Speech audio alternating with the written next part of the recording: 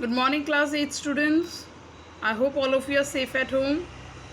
Students, today we are going to start the first chapter of civics, the revision of first chapter civics, and the name of the chapter is the Indian Constitution. Let's start with the question answers. Question number 1. Why does a democratic country need a constitution? Students, the answer is a democratic country needs a constitution because it lays out an important guidelines that governs decision making within the various society of the countries. Second point you can write is it laid down the ideals that form the basics of the kind of country that its citizens aspire to live in. Third is the constitution serve as an essence of rules and principles as the basis by which the country has to be governed. Third is it laid down the rules that guard against the misuse of power by any political leaders. And the last point is it also provide right to its citizen and protect their freedom. Clear, students? That is why a democratic country is a country which is government by the people and for the people. That's why constitution is very important for a democratic country. Question number 2. Look at the wordings of the two documents given below. The first column is from the 1990 Nepal Constitution. The second column is from the more recent interim Constitution of Nepal. Students, in this they have given the Article 25. What is the difference in who exercise the executive powers in the above two Constitution of Nepal? Keeping in mind, why do you think Nepal needs a new constitution today? Students, the difference in who exercising executive power in the given two Constitution of Nepal is that of 1990. Their powers were vested. In 1990, the power was vested in the hands of the king. King was ruling the country. While in 2007, interim Constitution of Nepal, executive power changed in the hands vested only by the Council of Ministers, thereby making it a democratic from the beginning, from being a monarch. Means, students, at the time of 1990, the powers were in the hands of the king, are in the hands of the powers of Nepal are in the hands of the king, whereas in 2007 Nepal become a democratic country and it become free, it become a democratic. Now the Council of Ministers governs the country. Third, what would happen if there is no restriction in the powers of the elected representative? Students, elected representative means the person who we appoint, who is elected by us. If there is no restriction on the powers of elected representative, the leader misuse their power. There is a chances that the leader can misuse their power given to them. The Constitution provides safeguard against the uses of power by our political leaders. Question number 4. In each of the following situation, identify the minority. Write one reason why do you think it is important to respect the views of minority in each of the situations. First is A.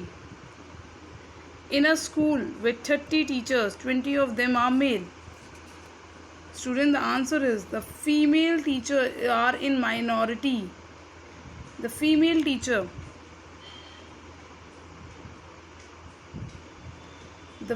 teacher must be allowed to space to voice their opinion so that their efforts at teaching are not an hindrance by their minority status. In a city, 5% of the population are Buddhist. Students, here if the population in a city, 5% of population is Buddhist, means Buddhists are in minority. Every individual has a right to follow the religion of his or her choice. people of other faith must respect the religion other than their own. See, in the factory mess of all the employees, 80% are vegetarian. Students, non-vegetarians are in minority. Food choices is a personal wish. So, he or she should have the freedom to eat what she likes or wants. D. In a class of 50 students, 40 belong to more well-off families. Students here, unprivileged, are in minorities. Citizens cannot be discriminated by their faith, birth, so their views have to be respected. Students, next we have given in the question number 5 the column left side lists some of the key features of Indian Constitution, and another column write two sentences of their own words on which you think is the feature or is important. The key feature is federalism, separation of power, fundamental rights, and parliamentary form of government. Significance means you have to write the importance over here.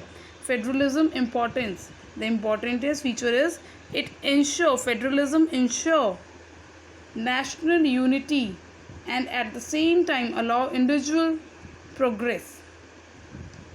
A federal government allows the center to hold supreme power, but its constitution stated have some powers as well.